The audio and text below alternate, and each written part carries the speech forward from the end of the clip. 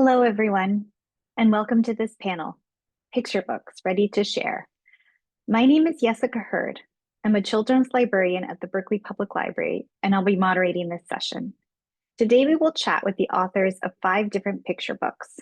The books highlighted here introduce readers to new experiences and situations and are perfect for sharing and reading together.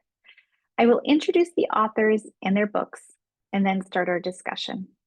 First, Sonia de los Santos, author of La Golondrina, published by Norton Young Readers.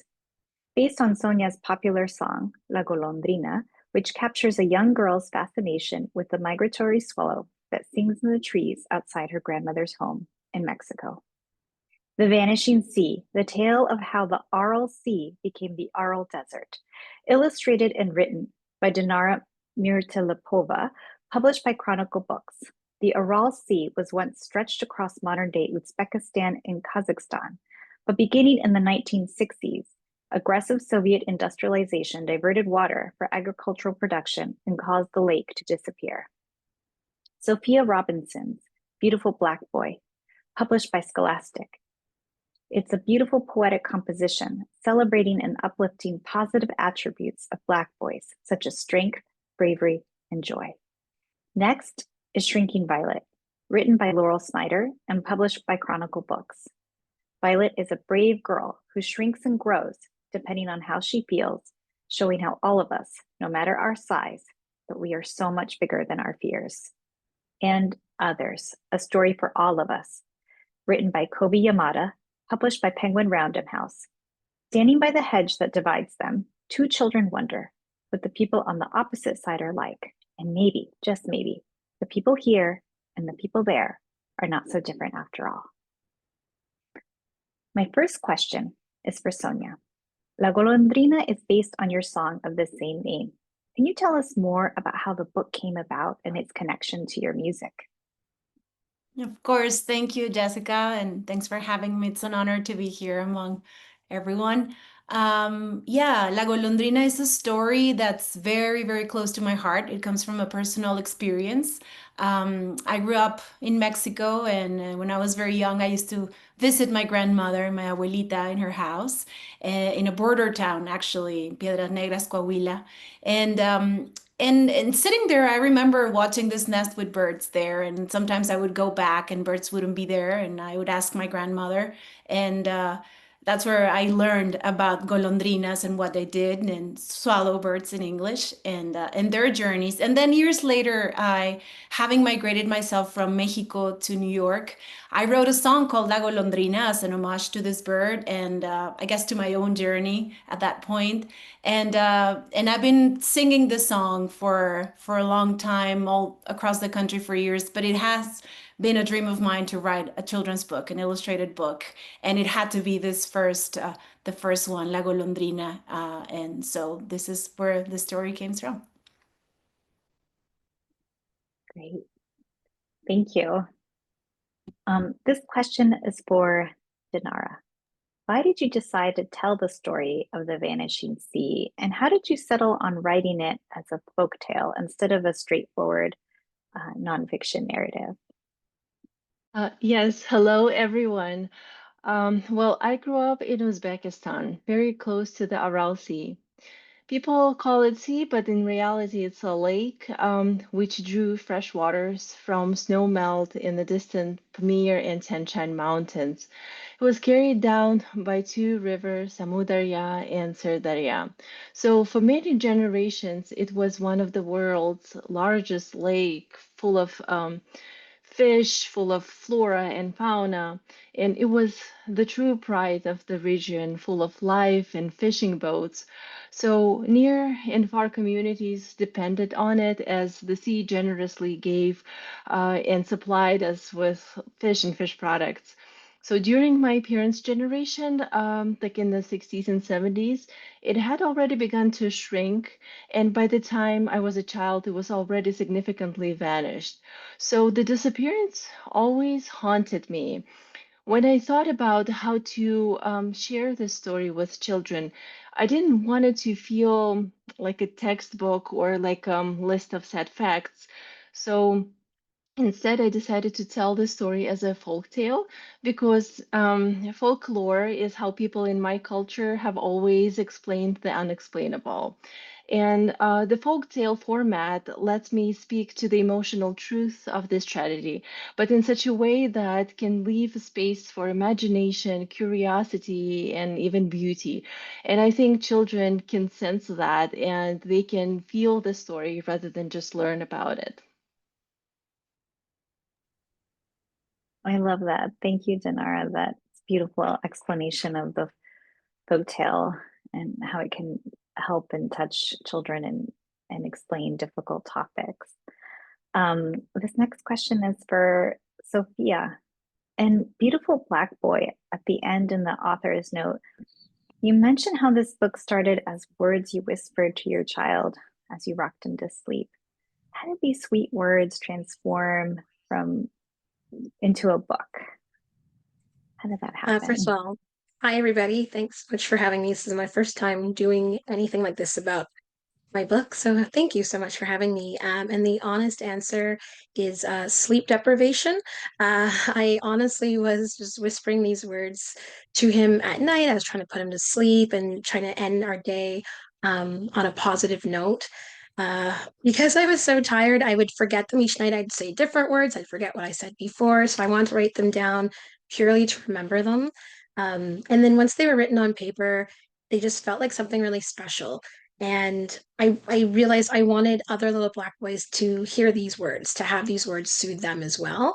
And realized, you know what, I think this could be a book. And luckily enough, my editors agreed, and it gets to be a book. So other little boys get to hear these words too. Thank you, Sophia, for your honesty about your sleep deprivation too. I think that's very true and relatable. My next question is for Laurel. And Shrinking Violet, Violet literally shrinks and grows. How did you choose for her to physically, or why did you choose for her to physically change in such dramatic ways? This is actually a picture book that sort of comes out of an adult experience, which is that when I was a young person, I had a very big personality and sort of extra, too much, and spent a lot of time feeling like I should be smaller than I was. And at some point after having children and living through everything we've all lived through in recent decades, I realized that I had gotten smaller and that I, as an adult, had sort of become more anxious and more timid and more introverted. And there was something about that sort of swirled around in my head. And what I realized was that I really wished I could channel some of the big emotions of being little when I was little. Not every kid has that experience, but that all these things that I had been taught to think I needed to suppress when I was a kid were actually really useful emotions sometimes, and that we have a tendency to think of anger as a bad thing, but that sometimes anger particularly on behalf of someone else, but anger sort of, like righteous anger is a really, really good thing, and that I don't want to see that squelched, especially in young girls. And so that's sort of where it came from, was like, and that the balance of it was then figuring out, like, I didn't want it to just be about being brave. I actually wanted it to be about being angry and finding power in that. And so it just felt kind of obvious that, like, we make ourselves smaller when we're afraid and we explode out when we're angry, and like how to make that see that in a different way.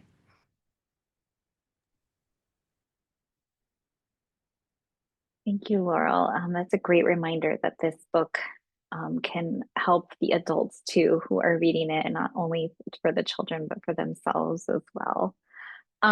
This next question is for Kobi. In Others, A Story for All of Us, it's told strictly in dialogue. There is no narrative. So why did you decide to use two kids talking for the entire book, not use any kind of descriptive narrative at all? Well, thank you, everyone. It's really a pleasure to be on this panel with these amazing books and authors and illustrators. Well, we really wanted the immediacy and the present tense of the conversation to happen. The kids on the left-hand side of the book really aren't benefiting from any new information. It's really more about their own feelings and thoughts and processing that. And so in many ways, the reader is kind of takes on the role of the narrator. They can see on both sides of the hedge. And so they have more information that can come to them as the conversation continues unfolding from something that is moving from silly to more sincere. I love that explanation that you give about the reader being the narrative, like filler of that.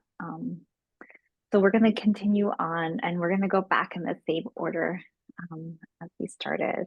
And remember, if you have any questions for people who are joining us, you can drop them into the Q&A window, and if we have time at the end, we will get to them. Sonia, this question is for you. In La Golondrina, the main character, Sonia Maria, is hugged by her abuelita on the first page. And in the final spread, Sonia Maria returns to her abuelita like the little sparrow. Can you please tell us more about the relationship between Sonia Maria and her abuelita and why it's so important in your book? Yes, well, I had a very close relationship with both my abuelitas growing up. I was very lucky to have them for a long time. And I guess every family is different, but of course in Latin America and a lot in Mexico where I grew up, I saw many children being raised or mainly raised by their grandparents, and they have this beautiful bond with their grandchildren. And families are sometimes separated by long periods of time due to many different things, and end up living with their grandparents. And I think what the grandparents do is a labor of love in the purest way. And I guess I wanted to highlight the bond between this girl and her grandmother, and how her fascination for the golondrinas and the swallows kind of was passed on to her by her abuelita. And something important here in that relationship is that I think the grandmother, in telling her about this golondrina's journey, and explaining what it is and why they go away and come back, is in a way preparing her for the change that she knows that it's coming to her own life one day. And I guess giving her confidence and strength in knowing that these migratory birds can sometimes come back where they came from. And at the end, I love that she goes back and she's always looking forward to that big abrazo with love from abuelita. Yeah, it's like her abuelita is helping give her wings, so to speak, to make her prepare her for her journey and to fly back, for sure. Yeah. Definitely. Dinara, you not only wrote The Vanishing Sea, but you also illustrated the book. Beautiful illustrations, by the way, which came first, the pictures or the words? And what materials did you use to make these illustrations? And how did you settle on these bold color choices? Oh, thank you so much for your sweet comments. So for me, words and pictures actually grow together. So when I'm writing, I'm sketching little motifs in my head, and when I draw, the lines of text come to me. So the process of illustrating this book was quite interesting, and it took a really long approach to it. So it actually began with my research and my trip to Aralsi, where I did lots of studies, lots of like just sketchbooking, and all of my illustration, like final illustrations, were made on a just like one giant continuous scroll using soft pastels and stenciling technique. And the idea was to show visually how the time evolved from prehistoric, then medieval, then modern, and then current days. So I wanted the spreads to kind of like follow from one into another without any interruptions. And the limited color palette was also not accidental. So I use blues, ochres, and reds. And the bright ultramarine blue represents the bright sea full of fish. And then it's also ornamental decorations of Central Asian architecture. The ochres are mainly to show the vast dry desert, to help like feel the transformation of the landscape.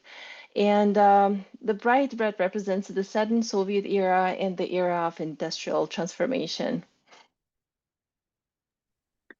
Thank you, Dinara. I also think when when you mention the scroll, it kind of makes me think of water and the flow of the water and this kind of continuation of the water.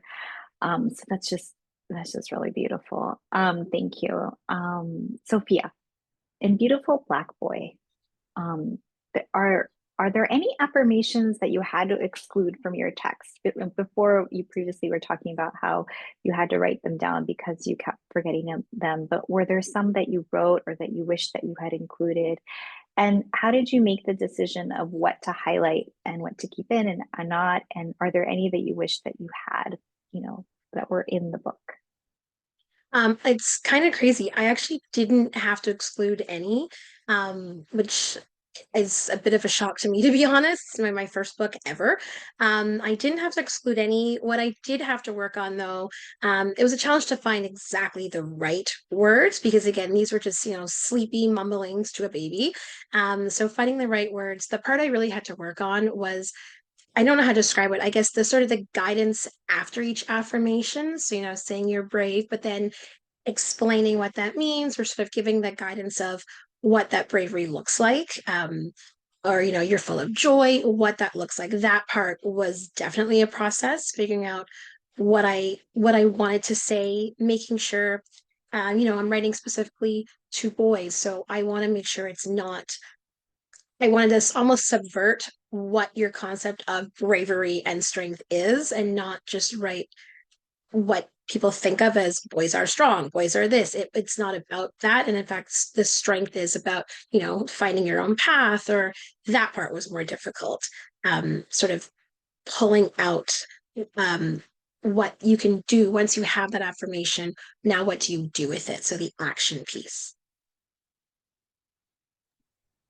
Thank you, Sophia. I hadn't thought about how the definition of the action is really the joy that you're really celebrating that. And so that's beautiful. Thank you. Thank you.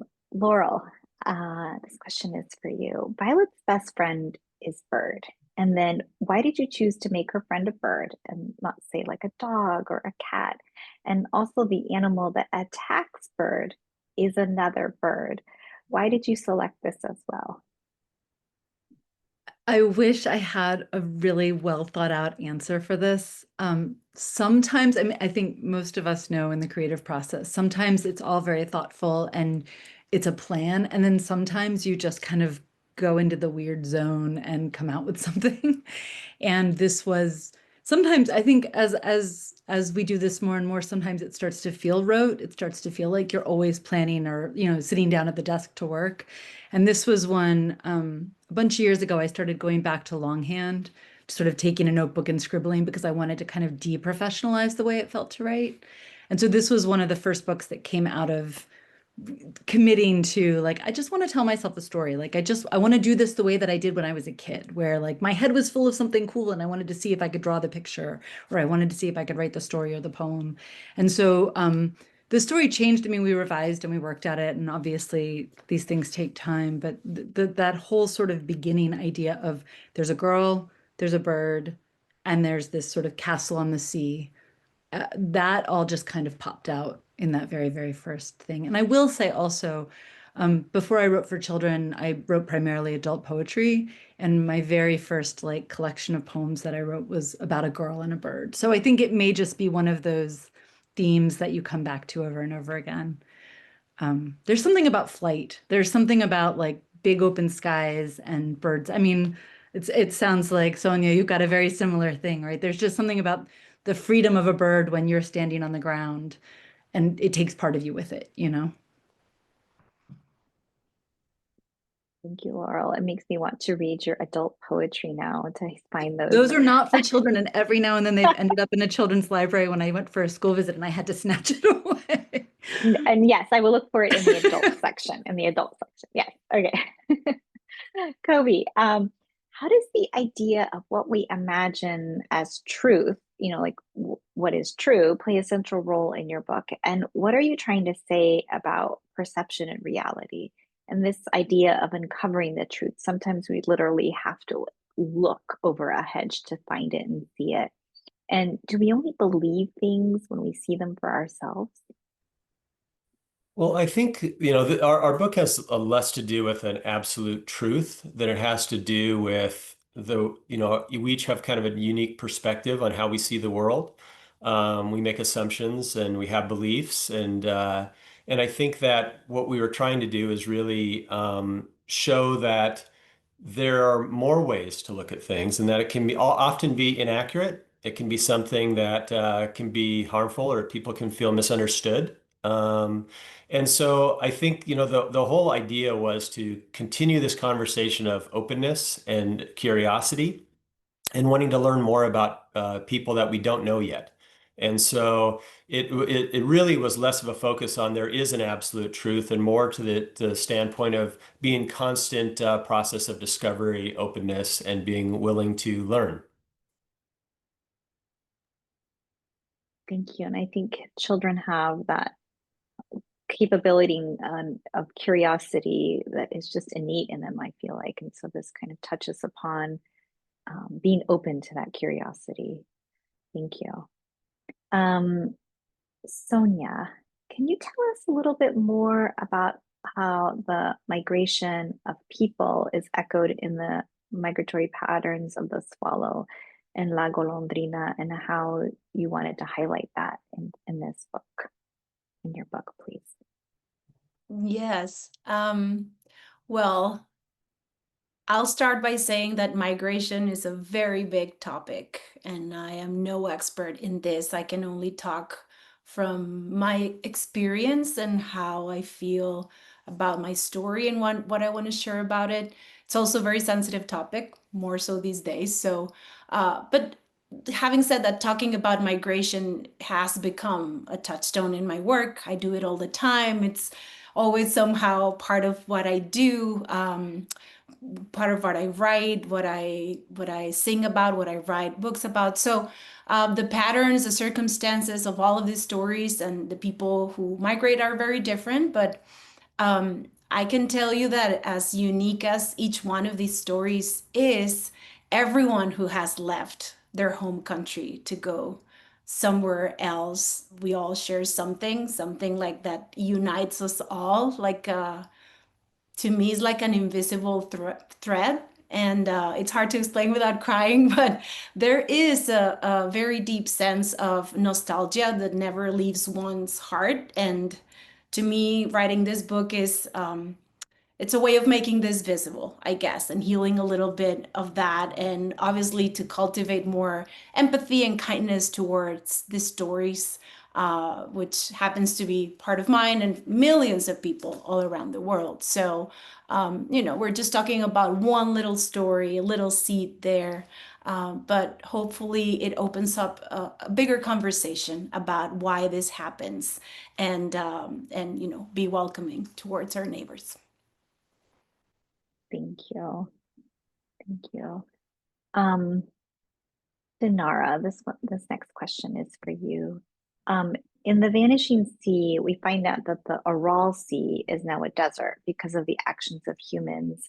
Is there any hope for the sea to ever return to the communities that depended on it, or is that not a possibility anymore? Yeah, this is sadly a true reality right now. The Aral Sea most likely will never return to what it was before.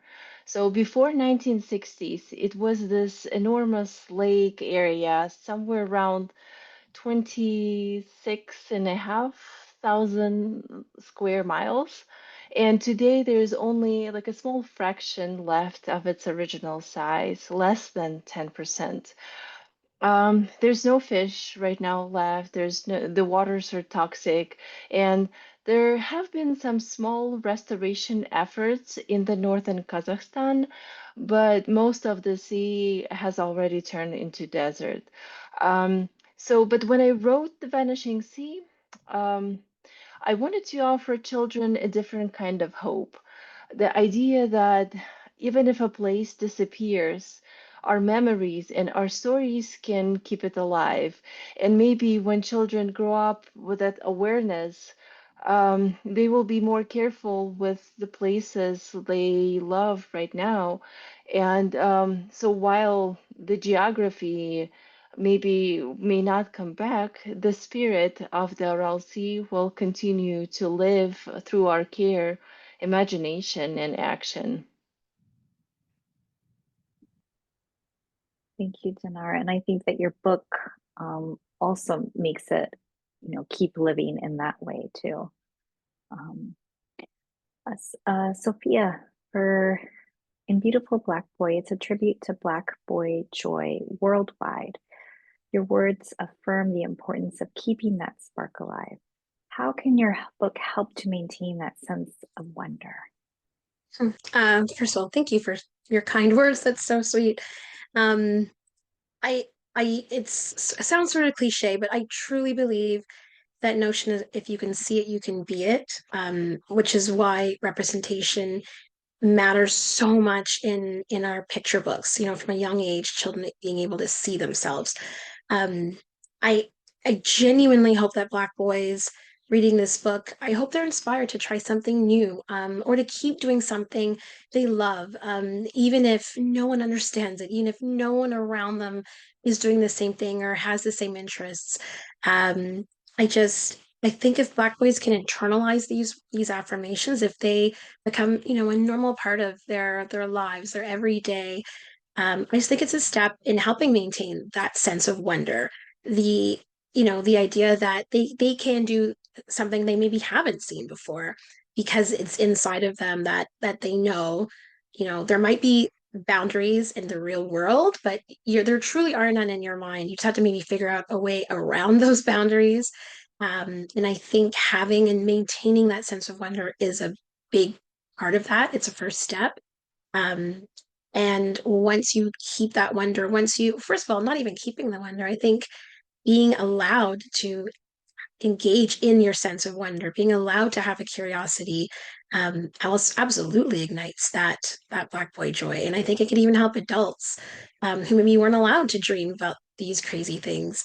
They're not so crazy, but you maybe were told, that's not for you. That's not something you can do. Being able to see yourself in a very different light than often is shown to you. I hope is what kids can get out of this book. Wonderful. Thank you, Sophia. Laurel, our emotions can physically feel like they shrink or expand us. And you touched upon this a little bit before, and that is what they do to Violet in your book. In the end, however, Violet manages her big feelings without disappearing or growing too much. What can we learn from Violet about handling our own emotions? So, yes. I mean, I think a big part of what matters to me in this book is that I believe in the full range of emotions, that there are no feelings that children, particularly children, but all of us, should feel ashamed to have. How we live in the world, what we do with those feelings, how we learn to balance them and control them so that they're not destructive to us or other people, that feels significant, but that I really believe in accepting and acknowledging the full range of feelings. And so that is my hope, is that what kids see in this is both that all of this is there, and also that on some level we have to learn, for each of us have to learn to manage it and navigate it. And sort of the challenge of the book was just trying to figure out how not to let that become too messagey or too much an SEL book and not a fairy tale and a story. But I did get to have the experience. I sort of test drove the book when we had sketches in at a school visit that I did. And it actually turned into this very organic, collaborative thing where I asked the kids, well, what she does is when she's having emotions that make her feel small, she has to think of things that balance that out. And when she's having emotions that make her feel big, that make her grow, she has to then balance those out. And so I asked the kids, well, what would make you feel? What feeling are we looking for to balance this moment? And then got the kids to help me think of and it was just the most random, a popsicle or a, walking my dog, but just that sort of, so it was this sort of organic, very kid-centered thing that you could see as mindfulness or meditation or something like that. But really it was just a bunch of people talking about their feelings in this very second grade way. That was really, it made me really excited to get out there with this book and let kids tell me what they feel rather than telling them what they should feel, if that makes sense. Yes, absolutely. Thank you, Laurel. Kobi, my next question, we kind of talked about it a little bit beforehand, but what role does curiosity play in your book? And how does this idea go beyond this one conversation between these two children? And moreover, in the title of your book, it says that this is a story for all of us. Can you elaborate a little bit more on what that means? Yes. Once I figure out my button on my mute, I sure can. So the central goal for me on writing really any picture book is to encourage conversation, encourage curiosity. And so we really wanted to model this book in a way that left lots of space for that curiosity and for those additional conversations.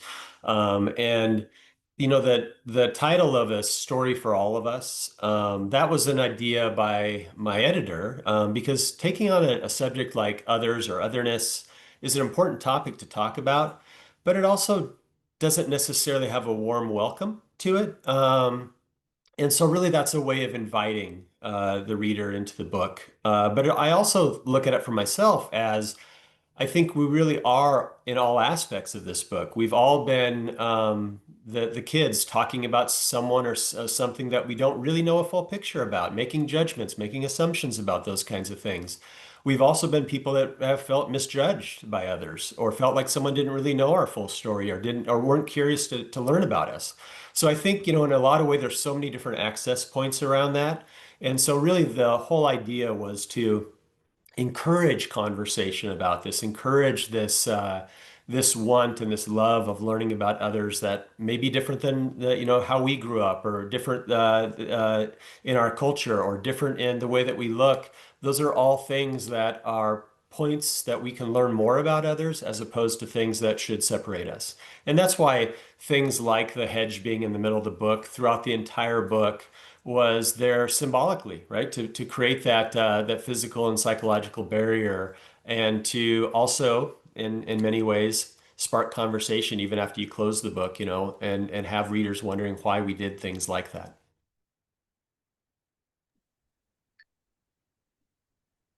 Thank you, Kobi. Sonia, I'm going to come back to you. Your book is full of joy and hope. And part of that happiness comes from the musicality of the text. And on the actual physical cover of your book, it says books that sing, libros que cantan. Can your book actually be sung? And why is it important that readers know this about your book? Well, I'm glad it's conveying joy and hope to you. That was my hope. Yes, of course. Well, this story came from a song. So although the text that you see in the book was particularly written, for the book, I first of all encourage readers to listen to the song. On the back of the book, there are the lyrics of the original song. And there's a lead sheet there with notated music and guitar chords, ukulele chords, so you can sing along and learn how to play the song. And I would say play the song and read the book at the same time. I think, well, this is my first time writing a book, and I can say that in music also, just like not even listening to words, but just having the music just evokes so many feelings too. So I think it sets the tone really well. And yes, so this is the first book, part of a book series that's called Books That Sing, Libros que Cantan. It's the first one. There's 2 more books coming in the next years based on my songs too. So I'm really happy that this is the first one. So stay tuned for that. Can you share with us what the other 2 books will be and what songs they're based off of?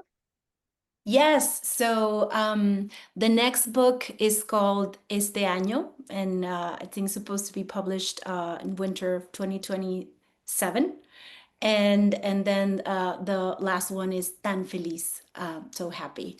And so there's going to be more information about that, but those are two songs that are out in the world, and these books are based on those songs. And not to put you on the spot, this was could you hum or give us a bit of the tune of the original La Golondrina? Is that possible? Oh yes, Yeah, yes. okay. So I'll sing just the chorus of La Golondrina. Golondrina, golondrina de espíritu aventurero, eres ave peregrina, amiga de este viajero.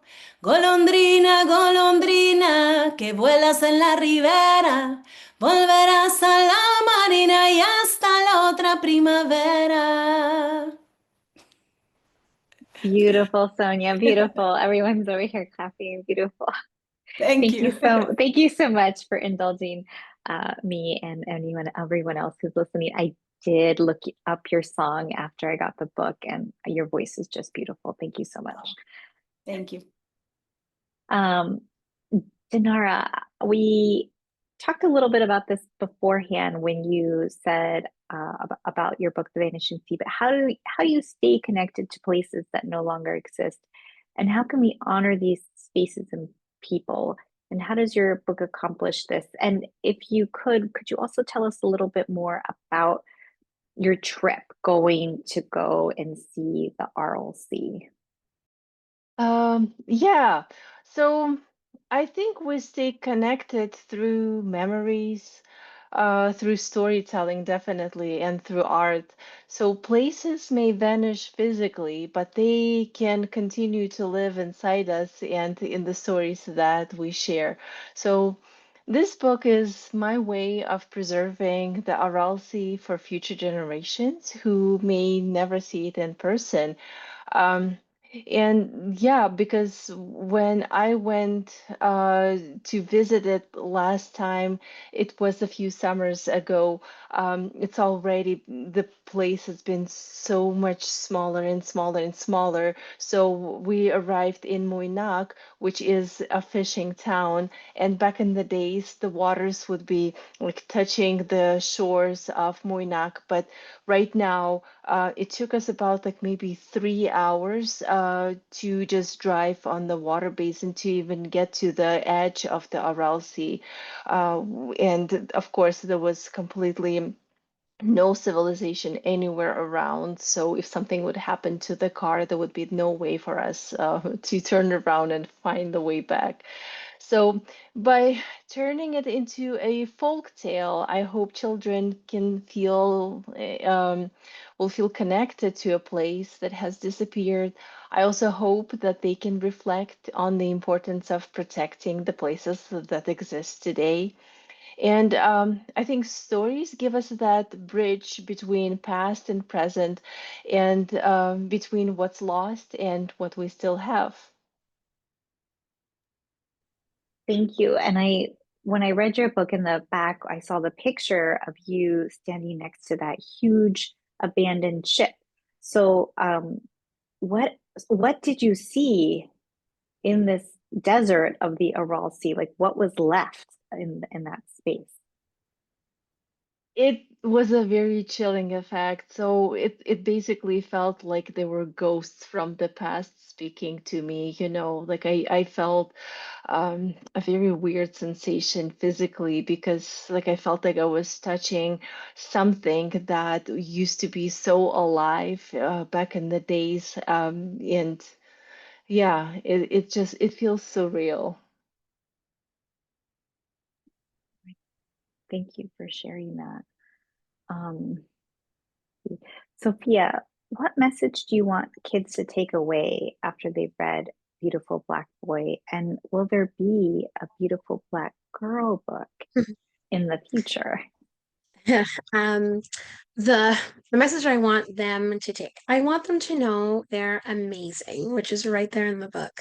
I want them to believe the affirmations that they're reading, to know that they are about them. I want them to feel they're beautiful, they're brave, they're curious, they're imaginative. while they're reading the book, when the book is finished, if something awful is happening, to have that inside them to know. I want it to linger with them, to be a part of who they are, knowing that whether someone's telling it to them or not, that they themselves know that about themselves. As for Beautiful Black Girl, it's funny. One of my editors suggested the exact same thing. She got very excited about the idea. She has a whole bunch of other ideas. So, I mean, it's definitely a possibility. Like I said, though, this one came so organically that it just sort of flowed. So I don't think I'm nervous to do it because this one was such a different journey. But if I do write it, I have thought a little bit. I think I would write it almost to myself as a little girl, what I wish I had been told, or what, what would have helped me kind of get over myself, or what it would have helped me, stay weird. Weirdness is so valued now, not in the 80s. So I think maybe I'd write it to my younger self, and sort of what I wish people had told me. I think that's beautiful, Sophia. A letter to your younger self. Yeah. That's really sweet. Um, Laurel, this question is for you. Violet not only changes in her shape and size, but also in like the pallor of her skin tone, like her color. When she is afraid, she turns into this dusky purple, and when she grows angry, she's like this multicolored, almost like this big, huge firework, right?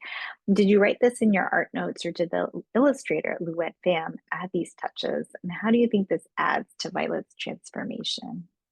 It's a really good question. And I wish I had any control over it, or like was that smart. I think one of the wonderful things about picture books is that they're always a collaboration when you have an author and an illustrator working. I mean, also an author illustrator is collaborating with their other part of their brain, I suppose. But for me, it's always the most exciting part of the process is that you send it out and then it comes back and they've done something you could never have imagined. And Wynn in particular, we're friends, we're very good friends, and we had wanted to work on something together for a long time. And so I showed her this manuscript and she said she wanted to work on it, but I already knew about her that she deletes all art notes. So that sort of she needs to imagine and approach the project in her own way. And then it becomes a back and forth, and she comes to me and says, how do you feel about this? Should we do this differently? So there's a place for me to have input in that way.